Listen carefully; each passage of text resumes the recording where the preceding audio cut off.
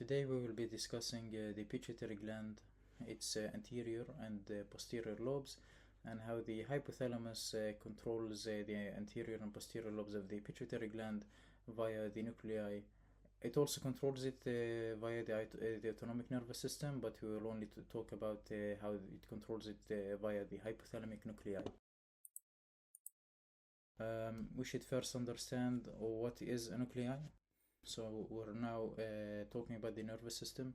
So a neuron, a collection of cell bodies of the neurons in the central nervous system, which is in the brain or spinal cord, is called the nuclei or nucleus. This is important now because we're talking about the hypothalamus, which is a region in the brain.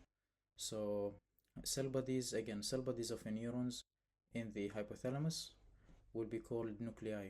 These nuclei, they will produce hormones which will regulate the anterior pituitary gland, because now we will only talk about the anterior pituitary gland, then we'll discuss about the posterior pituitary gland.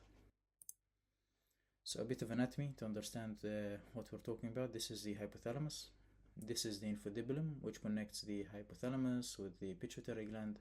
It has the anterior and the posterior lobes. And as it says here, the hypothalamus regulates the pituitary gland through the autonomic nervous system, which we won't be discussing today, and the hypothalamic nuclei, which we will be discussing today. So this is a picture of the hypothalamus, as you can see here, with its hypothalamic nuclei, which are cell bodies or a collection of cell bodies of neurons, which will produce hormones, and then they will regulate the pituitary gland. So we will start with the anterior lobe of the pituitary gland, which is also known as adenohypophysis, which is a glandular tissue. Easy way to remember this is anterior lobe starts with A and adenohypophysis starts with A. So you would know that if you saw adenohypophysis, it's anterior lobe of pituitary gland. It's a glandular type tissue. This lobe produces its own hormones which regulate various bodily functions. As we can see here, again, hypothalamus, infundibulum, and we're only talking now about the anterior pituitary gland. These are neuron cell bodies, collection of them. They make nuclei in the hypothalamus. They produce hormones. They go through the axons. These are the hypothalamic hormones, which they will go through the axons, and they will go to the circulation, blood circulation, and eventually reach the anterior pituitary gland, and it will regulate it by stimulating or inhibiting its own hormones. So these are the 4 nuclei in the hypothalamus, which regulate the anterior lobe. And these are the hormones which will be regulating the anterior lobe, which are produced from the nuclei of the hypothalamus.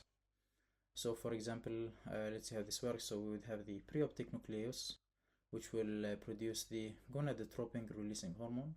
And the function of the gonadotropin releasing hormone, it stimulates the FSH and LH release. FSH is a follicular stimulating hormone, as you can see here, and LH is a luteinizing hormone. So it would stimulate them. These hormones are found in the anterior pituitary lobe. So this is the process of how the hormones would go to the anterior pituitary gland, and how the anterior pituitary gland would release its own hormones. Again, remember, anterior pituitary gland, it produces its own hormones.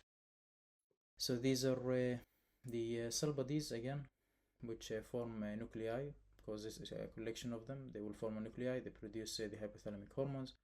They go through the axons, and then they will go to the primary capillary plexus of the hypophyseal portal system. Then they will go to the hypophyseal portal vein. Then they will go to the secondary capillary plexus, which is right over here. And then, this is important, it will stimulate the hormone secreting epithelial cells, because as we said, the anterior pituitary gland produces its own hormones, and then they will live here through the hypophyseal vein and target organs and regulate our body. So function of hormones of the anterior pituitary gland. We have follicular stimulating hormone, luteinizing hormone, growth hormone, thyroid stimulating hormone, adenocorticotropic hormone, and prolactin hormones. Their functions are written down below. You can have a read.